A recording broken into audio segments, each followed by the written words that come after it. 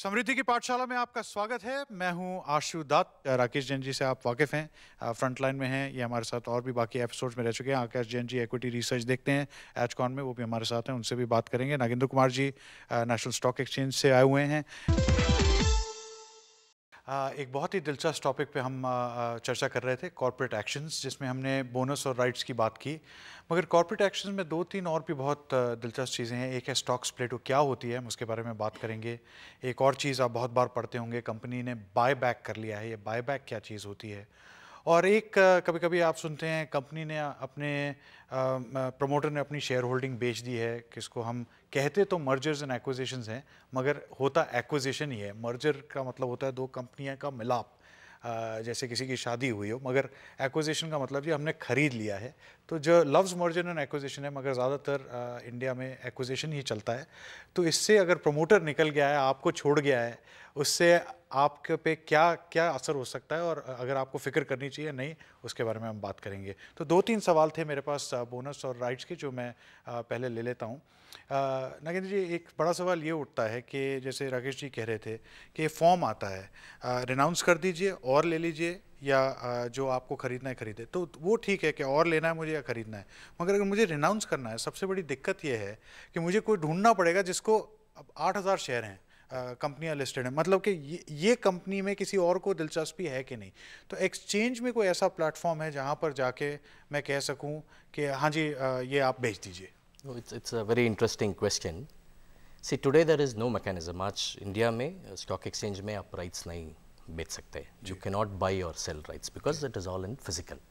All the settlement today Indian markets में dematerialized form में होता है. And rights is also not treated as a security because you don't have it's not the proper underlying.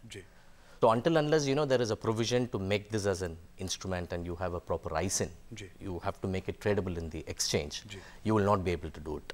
But having said that, अभी आपको बेचना है तो, so it is informally, you should approach your broker, or you should ask your intermediary to find somebody who understands the company and who is willing to pay the premium to take the stock from you. Rakesh ji, एक informal system जैसे आपने कहा वो भी है। अगर आप broker के पास जाएं तो वो आपको 3-4 नाम दे सकते हैं कि ये लोग राइट्स खरीदते हैं। तो ये भी हो सकता है कि आप ब्रोकर को फ़ोन करें, जी ब्रोकर कहेंगे हम तो नहीं करते, मगर ये 3-4 लोग जो हैं, हो सकता है वो प्राइवेटली कर रहे हों, मगर वो ये आपसे ले लेंगे। आज की जो डेट है, जो प्रैक्टिस है और जो प्रेवलेंट प्रैक्टिस है कि कुछ लोगों ने ये एक एज ए बिजनेस बनाया है कि जब भी कोई ऐसे राइट्स आते हैं या बहुत इलिक्विड स्टॉक्स हैं, तो वो कहते हैं कि या जो कोई स्टॉक्स हैं जो पहले कभी ट्रेड होते थे लेकिन आज ट्रेड नहीं होते हैं, क्योंकि या तो उनका स्टॉक एक्सचेंज बंद हो गया है। सपोज कोई स्टॉक दिल्ली स्टॉक एक्सचेंज पे ट्रेड होता था, लिस्टेड था, बट आज वो स्टॉक एक्सचेंज क्योंकि ऑपरेट नहीं करता, ट्रेडिंग प्लेटफॉर्म नहीं प्रोवाइड करता, तो उसका लिस्टेड स्टॉक पब्लिक के पास है लेकिन वो ट्रेड नहीं हो सकता। तो कई स्पेशलाइज्ड लोगों ने इसको एक बिजनेस बनाया है। वो मंथली चिट्ठियां डालते रहते हैं शेयर होल्डर्स की लिस्ट निकाल के कि अगर ये आपने बेचना है तो हम इस प्राइस पे ले लेंगे। ये आपने बहुत अच्छी बात कही, क्योंकि अगर आपके पास बहुत सारी ऐसी चीज़ें पड़ी हुई हैं जो आप कहते हैं जी कौन खरीदेगा, कंपनी डीलिस्ट हो गई है, और कोई कोई अच्छी कंपनियां भी हैं। मेरे साथ भी यही सिचुएशन हुई। मगर मैंने एक चीज़ देखी है कि अगर आप अपने ब्रोकर को फ़ोन करो तो वो आपको 1-2 लोगों का नंबर दे देते हैं जिनका काम ही है कि 100 शेयर, 200 शेयर, 300 शेयर जो पड़े हुए हैं वो ले लेंगे आपसे। हाँ, क्योंकि मार्केट की प्राइस नहीं है तो जो कीमत उनके जहन में होगी वही आपको मिलने वाली है। मगर ठीक है, ऐसे ही पड़े रहे लॉकर में 20-20 साल और, तो अगर आप निकालना चाहें तो ये ज़रूर इस ऑप्शन को आप देखिएगा। राकेश जी, एक मैं सवाल लेना चाहता था, जिसके बाद हम स्टॉक स्प्लिट्स पे जाएंगे।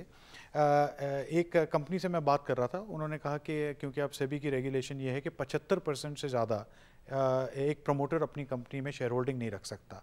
उनकी 90% थी, और मार्केट की सिचुएशन ऐसी थी कि उन्होंने 2-3 बार कोशिश की कि बेच दें, मगर ख़रीदार नहीं मिला। तो उन्होंने ये किया कि साहब बोनस इशू कर दिया, मगर बोनस इशू प्रमोटर को छोड़ के बाकी शेयर होल्डर्स को किया, ताकि उनकी होल्डिंग ज़्यादा हो जाए, इनकी जो है 75 हो जाए। ये हो सकता है, और इसका तो सामने फेस वैल्यू में देखने से तो बहुत वैल्यू दिखती है कि प्रमोटर ने अपने आप को खुद कम कर दिया और आपको पकड़ा दिया। ऐसी कंपनियों को ढूंढना चाहिए। देखिए, ऐसा है कि इस पे 2 चीज़ें आती हैं। एक आती है कि लीगली ये पॉसिबल है या नहीं है। लॉ में इसका पहले कोई प्रावधान नहीं था, और आज भी कोई प्रावधान ऐसा नहीं है कि आप प्रमोटर को नहीं ले सकते और पब्लिक को दे सकते हैं। लेकिन क्योंकि शेयर होल्डर खुद कह रहा है, प्रमोटर खुद कह रहा है कि मेरे को मत दो, पब्लिक को दे दो, तो कोई बार भी नहीं है जी। तो ये सबसे पहला जो ये चीज़ टेस्ट हुई थी वो रिलायंस पावर के केस में टेस्ट हुई थी जी। और उसका रीज़न ये था कि रिलायंस पावर ने जब पब्लिक इशू किया था तो वो बहुत हाई प्राइस पे किया था जी। उन्होंने बहुत प्रीमियम पे किया था जी। और लिस्ट होने के बाद वो शेयर काफ़ी नीचे आ गया था, ट्रेड नहीं ठीक से हुआ जी। तो लोगों को लगा कि हमको चीट किया गया है, हमको अच्छी वैल्यू नहीं मिली। जी, जी। तो प्रमोटर ने उनको रिवॉर्ड करने के लिए और शेयर दे दिए, बोनस शेयर अपने आप नहीं लिया, अपने आप नहीं लिए, उनको दिए इनडायरेक्टली। जो उन्होंने पहले प्रीमियम चार्ज की थी वो प्रीमियम उनकी काफ़ी कम हो गई और इन्वेस्टर को लगा चलो मुझे कुछ वैल्यू और मिल गई। चलिए एक और टॉपिक के बारे में बात करते हैं, स्टॉक स्प्लिट। जैसे आप जानते हैं, अगर आप मार्केट में पहले से थे क्या होता था, और आज भी अगर आप देखिए क्या चाहिए, कोई चीज़ें निकलती नहीं है, हिस्ट्री भी खत्म हो गई है फिर भी। जैसे पार वैल्यू हमारे दिमाग में हमेशा ये रहती है कि 10 रुपये की पार वैल्यू हर चीज़ की होती है, ना ही उसकी रिक्वायरमेंट है, ना ही ज़रूरत है, मगर एक प्रथा बन गई है तो चल रहा है। बहुत ज़्यादा हो गया तो 100 रुपये की हो जाती है, मगर ज़्यादातर 10 रुपये की पार वैल्यू चलती है। स्टॉक स्प्लिट का सिर्फ इतना मतलब है कि टुकड़े करना उसका। अब टुकड़े आपने 10 के 5 का करना है या 10 के 10 टुकड़े करने हैं या 10 के जितने टुकड़े करने हैं, वो जो है कंपनी के ऊपर निर्भर रहता है। आकाश जी, पहली चीज़ ये स्टॉक स्प्लिट की ज़रूरत क्यों है और इससे क्या एडवांटेज क्या निकलता है? अगर हम मार्केट में हम देखें तो वहाँ पे बहुत सारी ब्लू चिप कंपनीज है जो काफ़ी ऊंचे भाव पे ट्रेड कर रही है। तो उसमें क्या होता है, जो नए निवेशक है उन्हें लगता है कि शेयर काफ़ी महंगा है, तो कंपनी क्या सोचती है, to make it affordable the company divide कर देती है शेयर की फेस वैल्यू को, जिससे कि नंबर ऑफ शेयर्स बढ़ जाते हैं और शेयर्स अफोर्डेबल हो जाते हैं मार्केट में।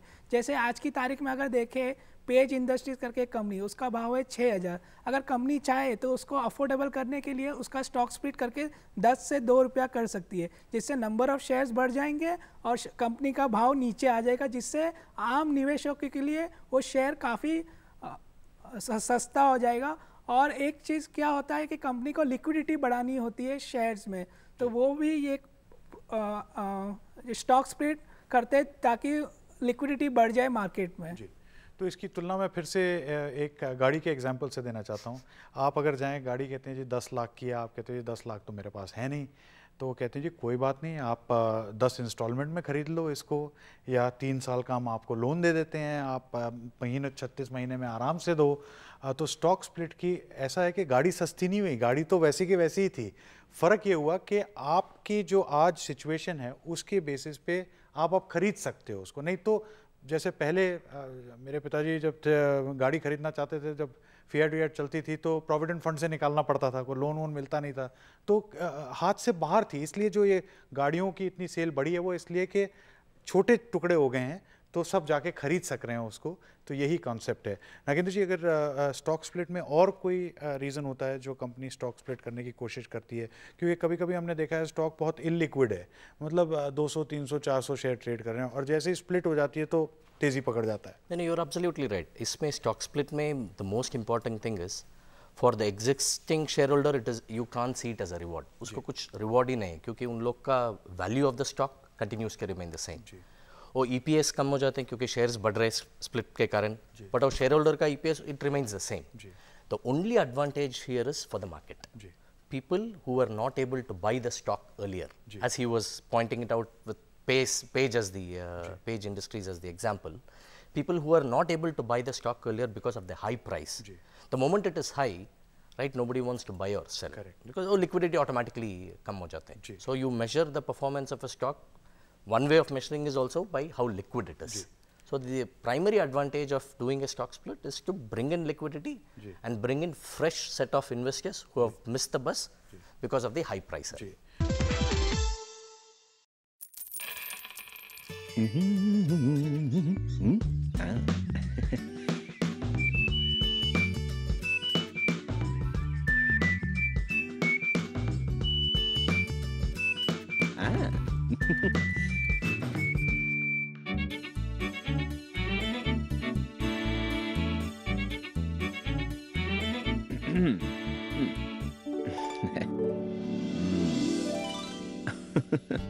बूंद बूंद से सागर बनता है दोस्त, इसीलिए छोटी अमाउंट की इन्वेस्टमेंट नियमित रूप से सोच कर समझ कर इन्वेस्ट कर। सोच कर समझ कर इन्वेस्ट कर।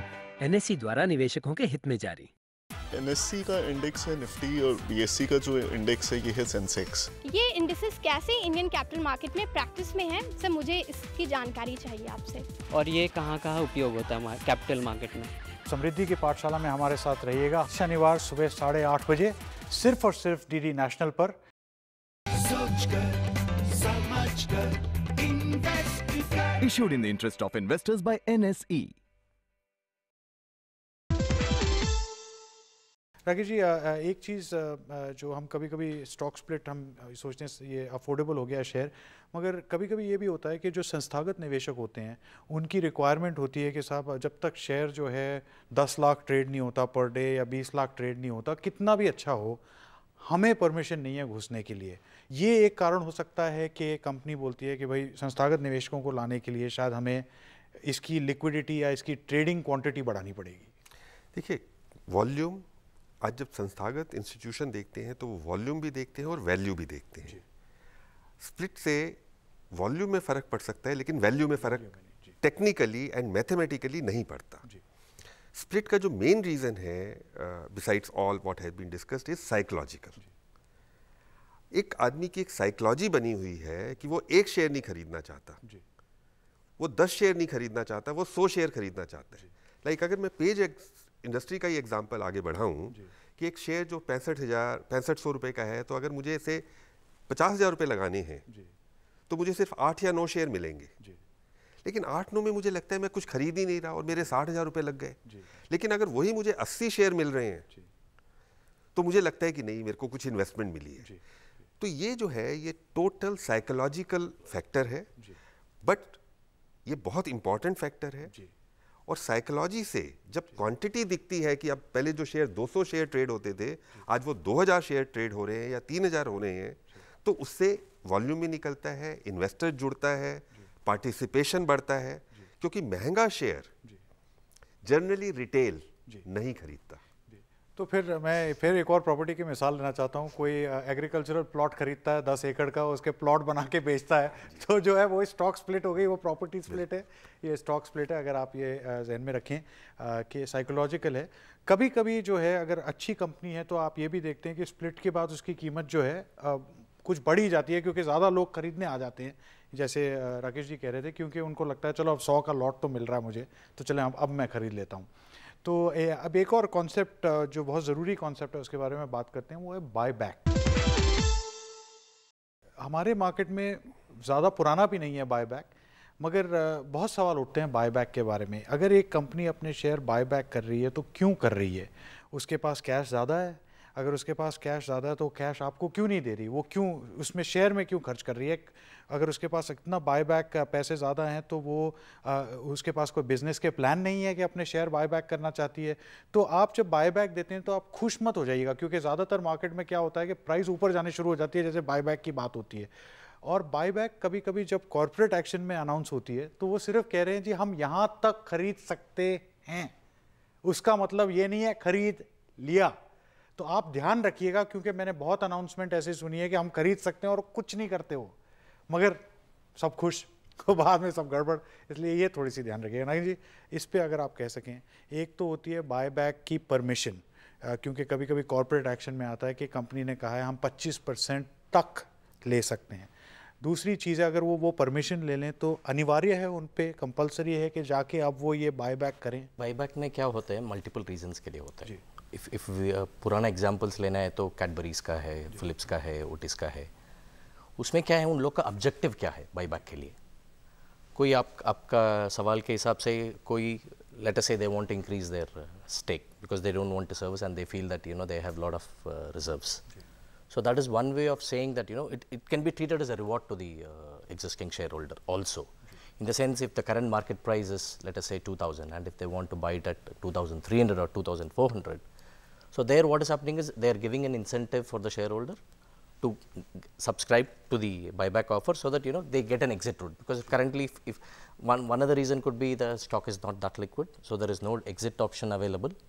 And another reason could be that the company wants to completely, they don't want to continue with their listing anymore, the country. So they do a complete 100% buyback and delist. Some of the instances have happened in the past where there has been 100% buyback and the companies have completely delisted.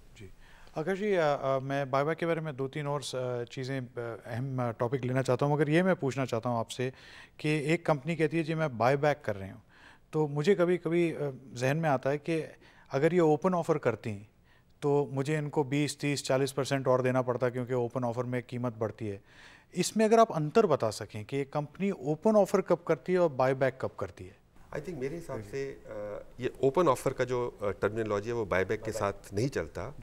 Actually क्या है कि buyback दो तरह से हो सकता है, एक हो सकता है थ्रू मार्केट और एक हो सकता है through tender process. Tender process का मतलब ये है कि कंपनी प्रॉपर नोटिफिकेशन देगी, वो बताएगी किस प्राइस पे बायबैक कर रहे हैं और उसमें प्रमोटर्स भी अपना शेयर बायबैक में ऑफर कर सकते हैं पब्लिक के अलावा।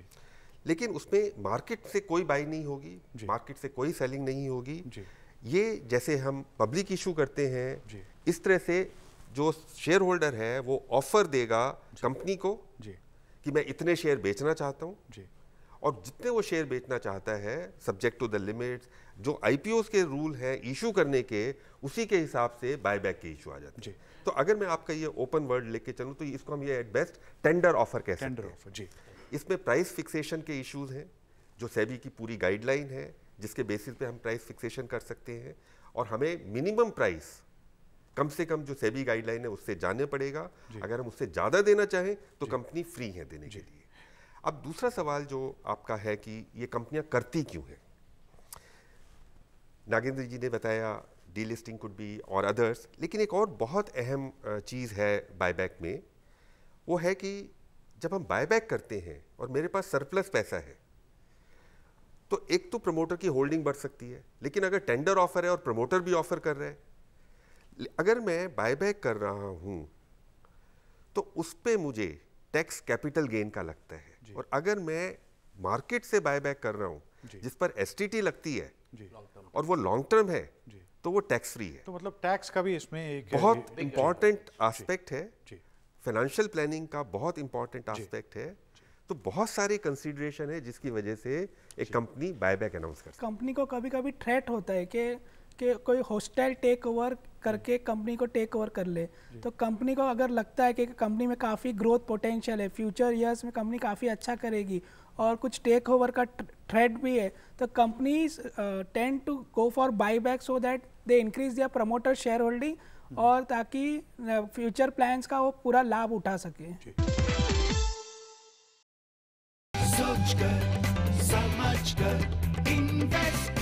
Issued in the interest of investors by NSE.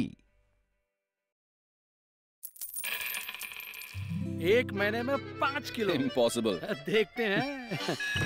ये क्या कर रहे हो? जल्दी वजन घटाने का ये मेरा सुपर हिट फॉर्मूला है। आज क्यों नहीं आया?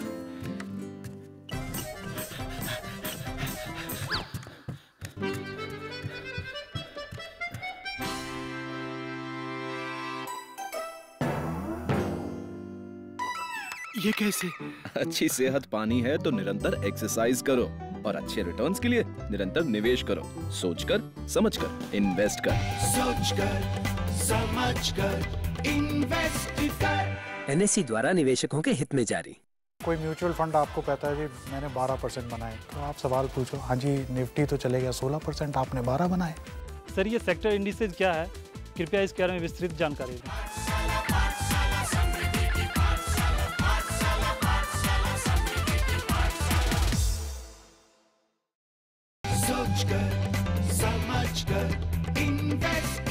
Issued in the interest of investors by NSE. ये मैं पूछना चाहता हूँ कि बायबैक के लिए कंपनी पैसे कहाँ से लाती है, मतलब अपने रिजर्व से पैसे निकाल के दे रही है, और जब ये शेयर खरीद लेते हैं ये क्या करते हैं, शेयर को कैंसिल कर देते हैं मतलब, या इसको कहाँ पर रख लेते हैं अपने पास, मतलब एक तरीके से कंपनी शेयर खरीद के अपने ही इन्वेस्टमेंट पोर्टफोलियो में रख रही है या उसको रिटायर कर रही है? दोनों चीज़ें पॉसिबल हैं। जनरली कंपनी जब बायबैक करती है तो जो पैसा है वो कंपनी के पास होता है, कंपनी के पास सरप्लस पैसा होता है और कंपनी को बायबैक देने से पहले रेगुलेटर सेबी को सेटिस्फाई करना होता है कि उनके पास एडिक्वेट लिक्विडिटी है बिजनेस के अलावा, जिससे ये बायबैक की चुकता पेमेंट हो सकती है। तो जब बायबैक हो जाता है तो ये शेयर कैंसिल हो जाते हैं, कैपिटल रिड्यूस हो जाती है और जितना अमाउंट होता है वो रिजर्व्स में से निकलकर कैपिटल रिडेम्पशन रिजर्व में चला जाता है। राकेश जी, मैं एक छोटा सा इस पे बात आपसे पूछना चाहता था कि जैसे अमेरिका जैसे देश हैं वहाँ पर एक चीज़ हम कहते हैं ट्रेजरी स्टॉक, मैं वहीं पे आ रहा था। तो अगर उसमें दूसरा जो आपने बताया कि वो क्या करते हैं कि वो लिक्विडेट और एक्सटिंग्विश नहीं करते शेयर, वो उसकी जगह ये कॉन्सेप्ट है, वो उसमें क्या करते हैं कि they make employ welfare trust. Actually treasury stock का पर्स से कॉन्सेप्ट नहीं है, लेकिन एम्प्लॉय वेलफेयर ट्रस्ट कि हम उसमें ले लेते हैं और उसमें लेके वो शेयर्स जो है at a later date can be used for ESOPs और एम्प्लॉयज़ को कैसे डिस्ट्रीब्यूट करें या वर्कर्स को कैसे डिस्ट्रीब्यूट करें। तो कुछ लोग, कुछ कंपनियां उस फंड के रूट के थ्रू इसको कर रही हैं। तो संक्षेप में आप ये कह रहे हैं अगर कंपनी ये डिसाइड करती है कि हमने एम्प्लॉयज़ को स्टॉक देना है मगर हम और इंक्रीज़ नहीं करना चाहते अपने शेयर होल्डिंग, तो हम बाय बैक कर लेंगे और बाय बैक करके हम अपने कंपनी अकाउंट में ही दिखाएंगे, एक ट्रस्ट बना लेंगे, एक अलग एंटिटी बन जाएगी, उसमें वो बाय बैक हो जाएगा और उसमें वो शेयर रहेंगे। तो जो ट्रस्ट है उसको पैसे कंपनी के थ्रू आते हैं? हाँ जी, वो कंपनी उसको फंड कर सकती है, तो उसमें वो सब्सिडी बना लेते हैं, एक अलग यूनिट बना देते हैं और वो वहाँ से वो पैसे चले जाते हैं। तो एक और कॉन्सेप्ट है जो कॉन्सेप्ट तो है मगर आपको ज़्यादा दिखेगा नहीं, जो हम कहते हैं स्टॉक कंसोलिडेशन। तो स्प्लिट है कि स्टॉक तोड़ दिया गया और कंसोलिडेशन है कि आपने ₹1 वाला स्टॉक जो है जैसे ₹10 में कंसोलिडेट कर दिया। मेरे ख्याल में तो मुश्किल ही से मैंने देखा है कोई 10-20 साल में कुछ ऐसा नागेंद्र जी, आप तो एक्सचेंज में हैं। It is not a common thing. तो सिर्फ concept it is just concept where as you rightly said whatever is broken you again group it together. जी आकाश जी, आपने अगर देखा हो कुछ जो पेनी स्टॉक्स होते हैं, अगर उसको प्रोफाइल अच्छी करनी है कि पेनी स्टॉक नहीं है तो मे भी उनका कंसोलिडेशन करके एक अच्छी प्रोफाइल प्रस्तुत करे इन्वेस्टर के सामने, वो एक पर्पस हो सकता है। जी राकेश जी। हाँ बिल्कुल, जो आकाश जी ने कहा, देखिए ये साइकोलॉजी है। आज अगर एक प्रमोटर बोलता है मेरा शेयर ₹2 का ट्रेड कर रहा है, तो आदमी कहता है अरे यार ये तो बहुत ही खराब कंपनी है, ₹2 का शेयर ट्रेड कर रहा है जिसकी फेस वैल्यू ₹1 है। अगर वही कंसोलिडेट करके ₹10 कर देता है तो ये शेयर ₹20 का ट्रेड होता है। तो जब बोलते हैं मेरा शेयर ₹20 का ट्रेड हो रहा है, क्योंकि आज भी कॉमन इन्वेस्टर के माइंड में शेयर का पार वैल्यू का कॉन्सेप्ट ऑफ ₹10 वो भी गया नहीं है। जब हम इवेल्युएट करते हैं किसी शेयर की प्राइस, वो हम अंडरमाइन जो है, अंडर फेस वैल्यू जो है उसके ₹10 मान के चल देते हैं। तो ये एक साइकोलॉजिकल फैक्टर है। कई बार प्रमोटर्स अपनी इमेज इंप्रूव करने के लिए ये रास्ता अपना सकते हैं। The most important thing investors should be aware here is the value of the company still remains the same. It is only a dressing sort of a thing that they have done to the market. जी, तो आपका कहने का तात्पर्य ये है कि 100 तो 100 ही रहा, हमने उसको या 10 में बंडल बना दिए। 10 के बंडल तो आप जैसे बैंक में जाते हैं, आप कहते जी 50,000 रुपये दे दो, कहते जी 1,000 रुपये के नोट चाहिए, 500 के नोट चाहिए या 50 के नोट चाहिए, तो बंडल अलग अलग होता जाता है मगर नोट 50,000 ही रहते हैं। तो वो वही कॉन्सेप्ट है। ये दोनों बहुत ही दिलचस्प टॉपिक थे आज। मुझे भी बहुत मज़ा आया ये डिस्कशन करने। वैसे तो हर ही टॉपिक में मज़ा आता है मगर ये ऐसा है कि आप बहुत साल से देख भी रहे हैं, तो कभी कभी जब आप थोड़ा सा कुरेदते हैं तो लगता है सब ये कैसे एक्चुअली कैसा होता है। तो जैसे मैंने आपसे अर्ज़ किया था कि बोनस में आप सिर्फ बोनस लेके मत चलिएगा, क्योंकि वो लफ्ज़ से हमारा जो है कोई ऑन ऑफ स्विच ऑन हो जाता है, अरे वाह बोनस, दिवाली आ गई है। नहीं, ऐसा कुछ नहीं है, सिर्फ ये कॉन्सेप्ट है, मतलब स्टॉक का डिविडेंड है। ओम है हमारे साथ उदयपुर से, उनके पास एक सवाल है, वो ले लेते हैं। ओम जी नमस्कार, अर्ज़ कीजिए। सर मेरा नाम ओम जुमनानी है, मैं पैसिफिक इंस्टीट्यूट ऑफ मैनेजमेंट का स्टूडेंट हूँ। सर मुझे ये जानना है कि स्टॉक कंसोलिडेशन क्या होता है और रिवर्स स्टॉक स्प्लिट और स्टॉक कंसोलिडेशन में कुछ डिफरेंस है या एक ही चीज़ है? नगेंद्र जी, इस पे अगर आप कुछ टिप्पणी करें। कंसोलिडेशन एंड रिवर्स स्प्लिट दोनों एक ही चीज़ है। It is very uncommon in India because in the last 10 years I don't think I have seen any consolidation or the reverse split happening. It is basically trying to aggregate face values and make it a bigger lot. जी। So it is not very common in India. जी, तो आप यही देख लेना, कोई 1,000 रुपये का नोट देना है तो किसी को 1,000 का नोट नहीं चाहिए, सीधा कहते जी 500 का दे दो, 100 का दे दो। तो हमारी साइकोलॉजी ये होती है कि छोटी डिनोमिनेशन का हो, बड़े में थोड़ी सी घबराहट होनी शुरू हो जाती है। तो कंसोलिडेशन ज़्यादा है नहीं। ओम जी यही आप लेके चलिएगा।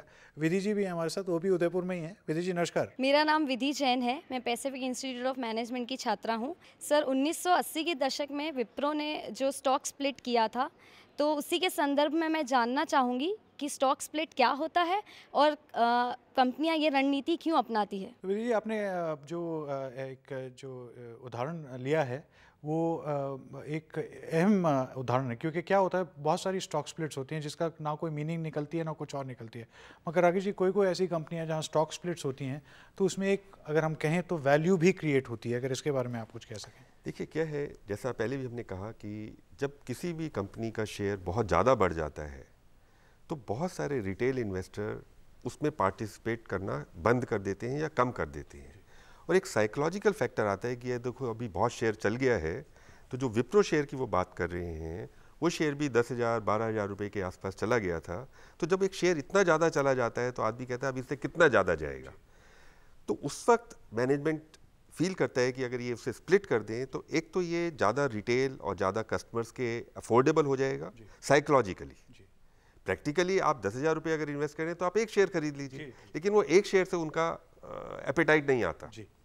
तो इसीलिए जनरली कंपनी इनको स्प्लिट करती है। तो एक सवाल मैं ये पूछना चाहता था, अब भी एक और साइकोलॉजिकल बैरियर है कि 1 रुपये से नीचे मैंने तो नहीं देखा कोई स्टॉक जाते हुए, मगर कोई ऐसा रूल है, मतलब ऐसे नहीं हो सकता 10 पैसे का है अब फेस वैल्यू, 5 पैसे का फेस वैल्यू, 1 पैसे का फेस वैल्यू, ये सिचुएशन आ सकती है।